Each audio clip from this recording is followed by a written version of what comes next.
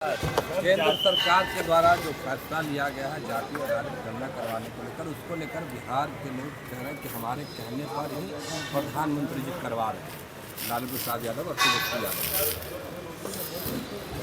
देखिए, प्रधानमंत्री जी करवा रहे हैं, अगली जनगणना के साथ ही जातीय जनगणना भी होगी। अब अगर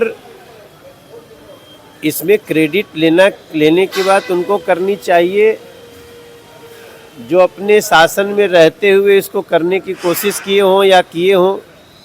लालू जी का 15 साल तक सरकार था, उस समय केंद्र में भी उन्हीं की सरकार थी, तो कर दिए थे क्या। देखिए, मोदी जी जन भावना को समझते हैं और जन भावना को समझ के ही वो निर्णय लेते हैं। आज जातीय जनगणना की बात उन्होंने स्वीकार किया है। इस देश में बहुत राजनीति हुई इस लाइन पे, लेकिन नरेंद्र मोदी जी सिर्फ मुद्दों पर राजनीति नहीं करते हैं, बल्कि लोगों की भावना होती है तो उसको मान लेते हैं।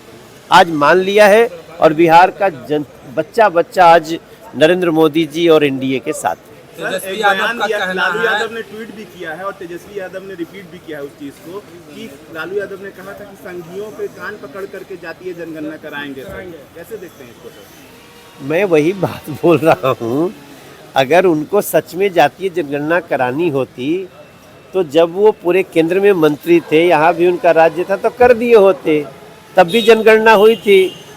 लेकिन जनगणना मोदी जी को ही करानी पड़ी और जातीय जनगणना भी उनको कराने का निर्णय लेना पड़ा, तो अब ये लोग विधवा विलाप करते रहे। कई ऐसे अभी और मुद्दे हैं जिस पर मोदी सरकार को झुकना होगा और हमारे एजेंडा पर काम करना होगा।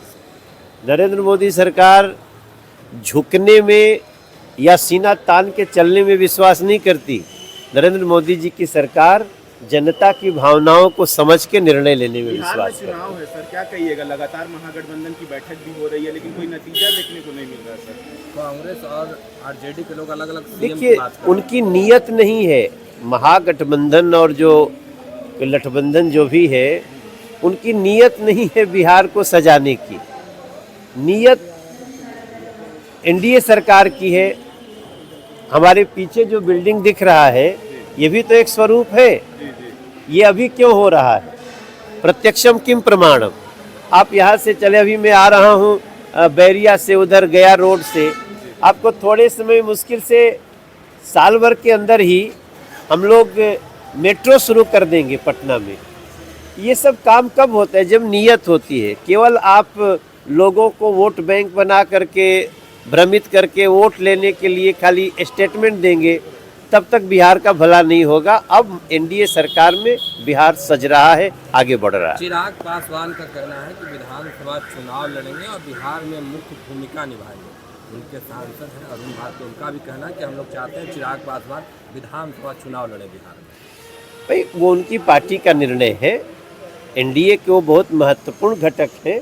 बाकी उनकी जो इच्छा होगी, वो अभी कैबिनेट मंत्री है, बाकी आगे उनकी जो इच्छा होगी उनकी पार्टी की इच्छा है।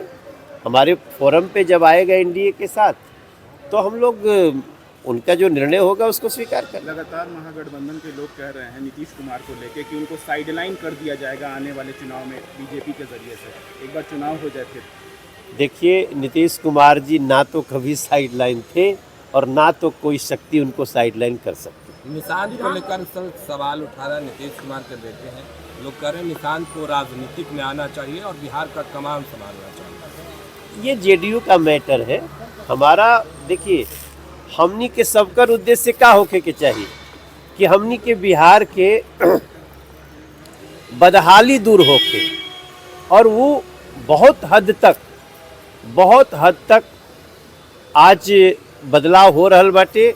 एगो और 5 साल हम बिहार के लोगन से सिर्फ इतना कहब, हम आपके मनोज तिवारी आपके बच्चा बानी, भले दिल्ली से हम सांसद बानी, सेवा में तो रौरे बानी, हम रौरे कारण हम वहाँ भी बानी।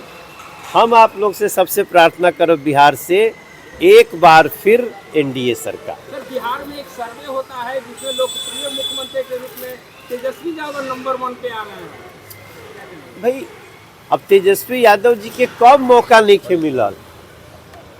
उनका के उनका पिताजी के वहाँ के पिताजी तभी तनि सा स्वस्थ बानी, जल्दी स्वस्थ हो जाई, हम ओकरा खातिर हमहूँ भगवती से प्रार्थना करब।